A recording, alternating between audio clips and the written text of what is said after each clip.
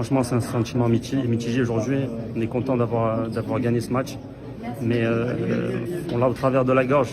C'est dommage de ne pas passer malheureusement avec 4 points. D'autres équipes passeront avec 4 points. Malheureusement, la Tunisie n'est pas passée. On veut remercier ce public qui a été, je pense, que le meilleur de cette compétition. سأقول لكم بأن أملي خاب وأنا لاعب تنافسي. أردنا أن نترشح جميعا. قمنا بالمطلوب الليلة. مباراة محاربين.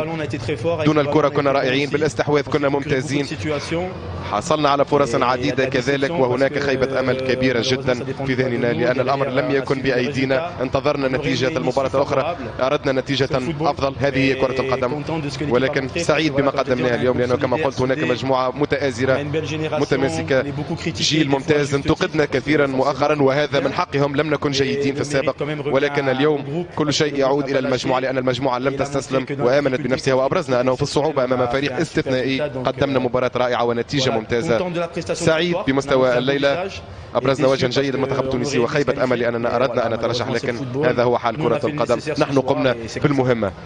يعني يمكن لأول مرة نقدر نقول مبروك وهارد لك في نفس التوقيت، يعني شعور سعيد وشعور حزين في ذات الوقت. احساس صعيب، ما نجمش نقول لك اليوم كيف نحس في روحي.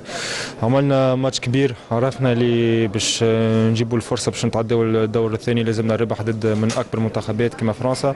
اليوم شفنا جماهير كبير، جماهير تونسي شجعنا للاخر، وبالرسمي حبينا نفرحوهم اليوم، حبينا نربحوا باش نجيبوا الفرصه باش نتعداو الدور الثاني على غالب. ما كتبش ربي، اما الحمد لله نخرجوا روسنا عاليين، وان شاء الله باش نبنيو على الماتشات هذوما، والحمد لله على كل حال. الحمد لله على كل حال، ولكن أين كان هذا الأداء من المباراتين السابقتين؟ لو كان بهذا المستوى ما وصلنا إلى هذا الحساب. عرفنا اللي ماتش أستراليا ماتش مهم. قبل الماتش عرفنا اللي لازم ندخلوا مركزين ولازم ناخذوا نقاط باش نزيدوا نمنوا بالكاليفيكاسيون على غالب. بالرسمي ما كتبش ربي، جبنا فرص ضد استراليا، يظهر لي كان ماركينا واحده فيهم وعملنا ماتش نيو. اليوم رانا تعدينا، اما هو هذاك هو المكتوب، كتب ربي، والحمد لله على كل حال. عملنا ماتش كبير، نخرجوا فيكتوار ضد فرنسا اللي ربح كاس العالم في 2018، وكما قلت لك لازم نبنيو على هذا، وان شاء الله باش نرجعوا اقوى ان شاء الله. اكيد اليوم هبطنا بكل عزيمه، حبينا نفرحوا الشعب التونسي، لعبنا لرواحنا، لعبنا لعائلاتنا، للناس اللي تستنى فينا وتحب الفرحة. نتصور ربحنا اليوم، عملنا اللي علينا. ما كرة القدم ذاك ربي شحب اليوم استراليا ترشحت للدور الثاني. حسرة كبيرة في قلوب الناس الكل، سواء الملاعبية سواء ستاف سواء الجمهور. كهو ما علينا كان نهزوا ريوسنا ونخدموا المستقبل، وكهو هذيك المهم. أكيد كما قلت لك هبطنا الكل في الكل اليوم، حبينا نفرحوا الناس اللي امنت بينا. الحمد لله خذينا 3 بوان نتاعنا، ما جاتش الفرحه كامله. ان شاء الله ربي يعوضنا نهار اخر، ان شاء الله نتعلموا درس كبير من كوب دو موند هذايا، ونعرفوا للناس الكل كيف. ايضا درس من ياسين مريح، باعتبار ياسين مريح تقريبا لعب مباراتين او 3 مباريات قبل كاس العالم. الجميع كان متخوف من مردود ياسين مريح، حتى كان في تشكيك في دعوه ياسين مريح في القائمه، ولكن فندت كل هذا وكنت من ابرز وافضل لاعبي المنتخب التونسي في هذه الكاس العالميه. الحمد لله، ديما احسن اجابه على التيران، ديما احسن اجابه على ارض الميدان. معناتها حتى العباد اللي تنتقدك ساعات ما يكونوش من اهل الدومين، والا ساعات ما يكونوش ناس كبار في الدومين، ما يسالش. ديما الواحد يسمع، ساعات ياخذ ساعات ما ياخذش، اما ديما الاهم هو العمل في التيران، وديما الاهم هو الاجابه في ارض الميدان. اليوم نهار صعيب كما قلت انت. شعور لا يوصف صحيح انك تقول مبروك وهارد لك في وقت واحد. اكيد المباراة الثانية مع استراليا ما كانتش باهية. من الاخر خسرتنا في المونديال. دونك الله غالب، مبروك علينا كل المباراة اليوم، لكن is a hard one.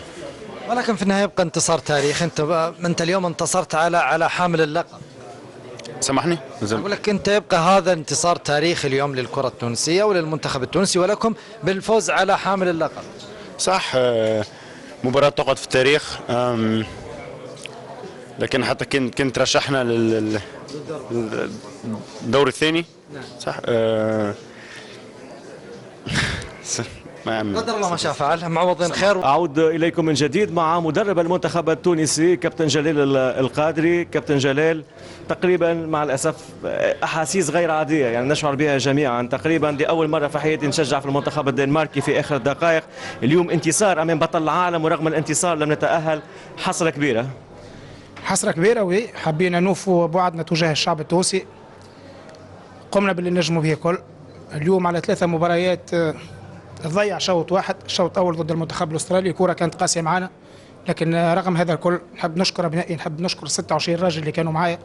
وقت اللي جيت توني كنت نعرف شنو نحكي، قلت اللي عندي مجموعه والمنتخب التونسي عنده مجموعه قادر باش تشرفوا. كان علينا ضغط كبير، عشنا في ضغط كبير طيله الشهر تقريبا. كان عندنا هاجس واحد، كل واحد فينا شعر بالمسؤوليه تجاه بلاده. مالوريزمون اليوم ما نجموا الا نلوموا رواحنا على الشوط اللي عديناه سيء ضد المنتخب الاسترالي، لكن نرجع ونقول اللي المنتخب هذا، الجمهور اللي جانا اليوم ما ينجم يكون الا فخور بالمجموعه هذه. اليوم ما ننساوش حققنا انتصار ضد ابطال العالم، ماهوش سهل. المنتخب الفرنسي بالفريق الاول ببعض التغييرات، احنا نفسنا اليوم قمنا ب7 تغييرات كامله. ضد منتخب دنماركي شفنا المستوى اللي ظهر به المنتخب التونسي، ما كانش من الاول وقت تحطينا في قرعه وجيت قلت توني راهو الهدف نتاعنا الترشح للدور الثاني. برشا ما صدقونيش، لكن كان ايماني كبير بالمجموعه حتى اللي ما كانوش معانا اليوم نحب نوجه لهم رساله شكر. ثم 6 و7 لاعبين اللي كانوا ينجموا يكونوا في القائمه هذه. هذيك احكام الكره كانت قاسيه علينا برشا، الحمد لله. ومهما يكون انتصرنا على بطل العالم هذا مهم جدا، سيبقى انتصار تاريخي بالنسبه لكره القدم التونسيه. ولكن كابتن جلال القادري، نشوف الدموع في عينيك، في اشياء ندم عليها، في اشياء ندم عليها جلال القادري، في اشياء ممكن لو ما صارتش كنا ممكن نكونوا في الدور الثاني، لانه كنا اقرب مره قراب من تحقيق انجاز تاريخي. ديما نقول ندم مش ندم، ثم قراءات. ديما المدرب عنده قراءه قبل المباراه، قراءه اثناء المباراه. يظهر لي كنا موفقين الى ابعد درجه رغم عده اشياء ما كانتش في صالحنا.